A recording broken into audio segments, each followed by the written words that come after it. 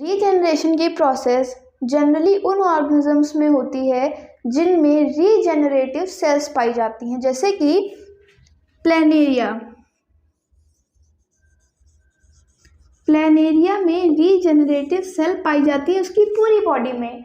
अगर हम एक प्लैनेरिया के 1000 या 1,00,000 टुकड़े भी कर दें तब भी वो 1,00,000 प्लैनेरिया बना देगी। जैसे फॉर एग्जांपल इस प्लैनेरिया के अगर हम टुकड़े करें, इसको हम 3 पार्ट्स में बांट दें, अगर इसका हम वर्टिकल कट करें, इसको चाहे जैसे कट करें,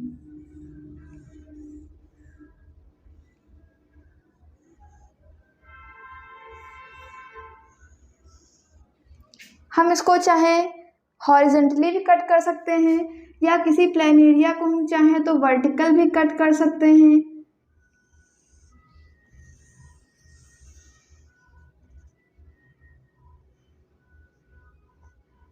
ये फर्क नहीं पड़ता कि हम उसको कैसे काट रहे हैं। हर एक प्लैनेरिया में बस एक सेल अगर हो तो वो उससे पूरा प्लैनेरिया बना लेती है, क्योंकि हर एक उसके सेल में डीएनए होता है और उसमें रीजनरेटिव पावर होती है। वो उससे पूरी अपनी बॉडी को ग्रो कर लेते हैं। जैसे कि ये एक प्लैनेरिया है, अब ये 3 टुकड़ों में काट दिया गया इस प्लैनेरिया को। अब ये तीनों टुकड़े एक प्लैनेरिया नई प्लैनेरिया बना देंगे। जैसे ये है, ये भी एक नई प्लैनेरिया बनेगी। जगह कम होने की वजह से मैं छोटा छोटा बना रही हूँ, बाकी ये फुली डेवलप हो जाएंगी। कोई फर्क नहीं पड़ता कि अगर इसको कितने पार्ट में काटा जा रहा है, इस पे एक्सटर्नल फोर्स डाला जाए, इसको काटा जाए तो ये नई प्लैनेरिया बना देगी। रीजनरेशन की पावर हाइड्रा में भी देखी जाती है। हाइड्रा की जो प्रोसेस होती है वो बडिंग होती है। अभी हमने पढ़ा था कि हाइड्रा में बडिंग होती है, बड का फॉर्मेशन होता है जिससे बडिंग प्रोसेस से वो रिप्रोड्यूस करता है हाइड्रा। लेकिन फिर भी अगर हम हाइड्रा को कई पीसेस में कट कर दें तो वो रीजनरेशन कर लेता है। हालांकि ये उसका मोड ऑफ रिप्रोडक्शन नहीं है, उसका मोड ऑफ रिप्रोडक्शन बडिंग है। लेकिन अगर ऐसी कंडीशन आ जाए तो हाइड्रा भी रीजनरेट कर लेता है। जैसे कि छिपकली होती है, हम सब घर में देखते हैं, हमारे घर में लिजार्ड होती है छिपकली, उसकी अगर पूंछ कट जाए तो उसकी पूंछ फिर से बॉडी में ग्रो हो जाती है। इसका मतलब कि उसकी पूंछ में रीजनरेटिव सेल है जो अपने आप को रीजनरेट कर लेती हैं। तो ये रहा रीजनरेशन। अब हम पढ़ने जा रहे हैं रीजनरेशन हो गया, अब हम पढ़ेंगे वेजिटेटिव रिप्रोडक्शन। वेजिटेटिव रिप्रोडक्शन के लिए अभी हम थोड़ा सा ओवरव्यू लेंगे, फिर उसको डिटेल में पढ़ेंगे। वेजिटेटिव रिप्रोडक्शन या वेजिटेटिव प्रोपोगेशन दोनों एक ही बात हैं। वेजिटेटिव रिप्रोडक्शन क्या होता है, जब सीड को छोड़ के प्लांट के किसी और पार्ट से कोई नया प्लांट ग्रो कर दिया जाए, वो होता है वेजिटेटिव प्रोपोगेशन या वेजिटेटिव रिप्रोडक्शन। जैसे कि कोई भी प्लांट है, उसका सीड हटा दें अगर हम और किसी भी पार्ट से हम उसको ग्रो कराएं तो वो आ जाता है वेजिटेटिव रिप्रोडक्शन में। ये 2 टाइप के होते हैं, एक तो नेचुरल, दूसरे आर्टिफिशियल। नेचुरल जिनमें हमें अपना कोई एफर्ट नहीं देना पड़ता है वो होते हैं नेचुरल, और आर्टिफिशियल जो ह्यूमंस के थ्रू होते हैं। अगर ह्यूमंस ना करें तो वो उस तरीके से प्रोपोगेट नहीं हो सकते। बात करते हैं सबसे पहले नेचुरल की। नेचुरल में सबसे पहला एग्जांपल है लीफ। लीफ में जैसे ब्रायोफिलम की लीफ है,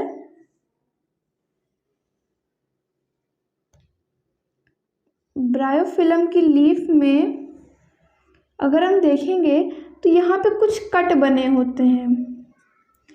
ये जो कट होते हैं, इन कट पे कुछ जेनरेटिव सेल्स पाई जाती हैं। यहाँ पे ग्रुप ऑफ सेल होती हैं। यहाँ पे ये जो सेल होती हैं, इस लीफ को जब हम उठा के किसी सॉइल में लगाते हैं तो यहीं से एक प्लांट ग्रो कर जाता है। जितने कट होंगे वहाँ पे उतने यहाँ पे प्लांट ग्रो करेंगे। फिर हम इसका इतना पार्ट कट करके इसको कहीं पे भी लगा दें, वो एक नए प्लांट में ग्रो कर जाएगी। लेकिन अगर हम लीफ का इतना पार्ट काटे जिसमें एक भी कट प्रेजेंट ना हो, तो ये लीफ या ये तो प्लांट ग्रो नहीं करेगा। उसके लिए ज़रूरी है कम से कम एटलीस्ट एक कट होना चाहिए वहाँ पे। यहाँ पे क्योंकि जनरेटिव सेल्स पाई जाती हैं।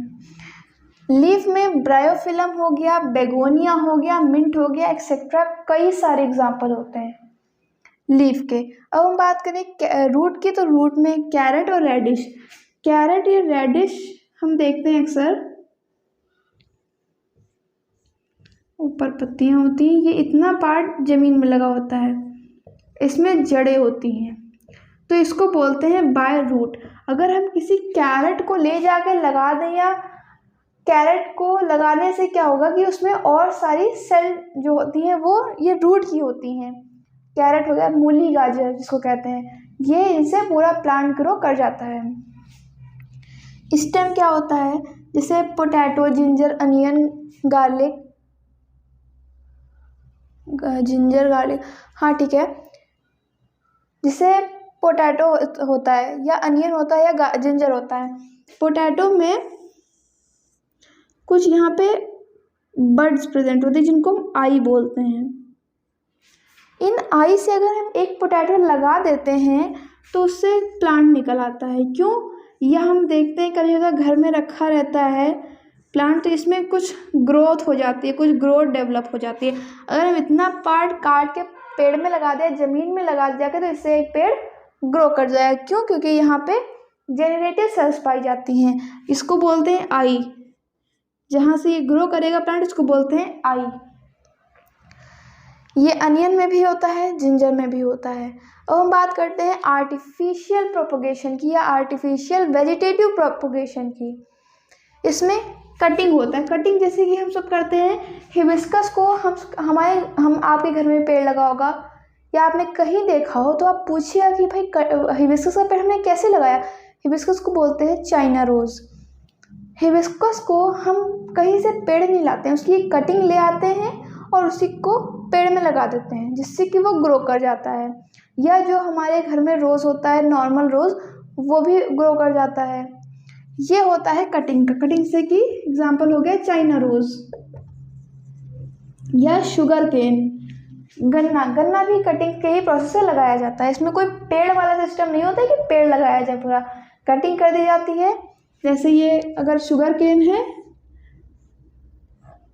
इसे यहाँ पे कुछ सेल्स पाई जाती है, मैंने टेढ़ा बनाया क्योंकि इसी स्ट्रक्चर में इसको, इसी पोस्चर में इसको ज़मीन में लगाया जाता है, तो यहाँ से ये एक पूरा पेड़ ग्रो कर जाता है।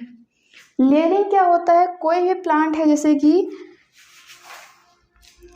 ये प्लांट है, ये रूट्स हैं, इसके ऊपर प्लांट लगा हुआ है, इसकी जो ये है इसकी ब्रांचेस अगर इसकी झुक सकती हैं तो इनको झुका के पूरा ज़मीन के अंदर तक ले जाया जाता है। ज़मीन के अंदर इनको, इसके ऊपर कोई पिन लगा दी जाती है, ज़मीन में ये रुकी रहे। फिर यहाँ पे कुछ रूट्स डेवलप हो जाती है इसी एरिया में, फिर इसको यहाँ से कट कर दिया जाता है और ये प्लांट कहीं और लगा दिया जाता है, या फिर कह सकते हैं यहीं पे लगा रहता है। तो इससे एक नया प्लांट, एक ब्रांच से एक नया प्लांट उगाया, इसको बोलते हैं लेयरिंग। ये जनरली जैस्मिन में होता है, जैस्मिन में किया जाता है। स्ट्रॉबेरी, चेरी, ये सारे एग्जाम्पल हैं लेयरिंग के। ग्राफ्टिंग क्या होती है, ग्राफ्टिंग जैसे कि कोई प्लांट है,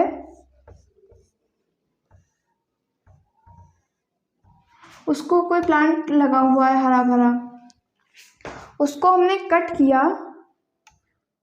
और एक कट लगाया, हमने उसको कट किया और हम कोई दूसरा प्लांट ले आए जिसके स्टेम का साइज सेम हो। स्टेम का साइज वेरी नहीं करना चाहिए, सेम होना चाहिए स्टेम का।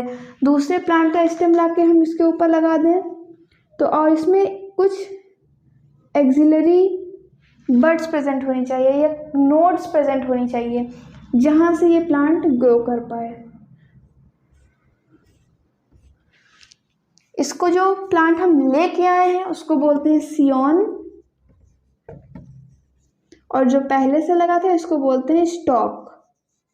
इसमें जनरली क्या होता है, अगर कोई प्लांट है उसमें अच्छे फ्लावर आ रहे हैं लेकिन उसमें कीड़े लग जाते हैं, कोई ऐसा कैरेक्टर है जो हमें नहीं चाहिए, तो उस प्लांट में क्या करते हैं, जैसे मान लीजिए हमने पहला जो प्लांट था उसमें यही प्रॉब्लम थी, तो हमने उसको कट किया, कट करके इसमें एक भी नोट्स नहीं प्रेजेंट है।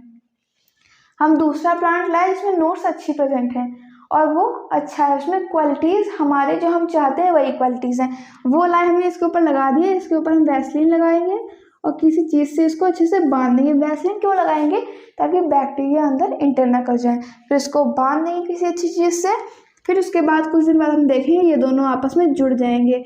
तो क्या होगा, ये प्लांट इसको न्यूट्रिशन दे रहा होगा ऊपर वाले प्लांट को, और उसमें हमारे जो हम चाहते हैं कैरेक्टर वही प्रेजेंट होंगे।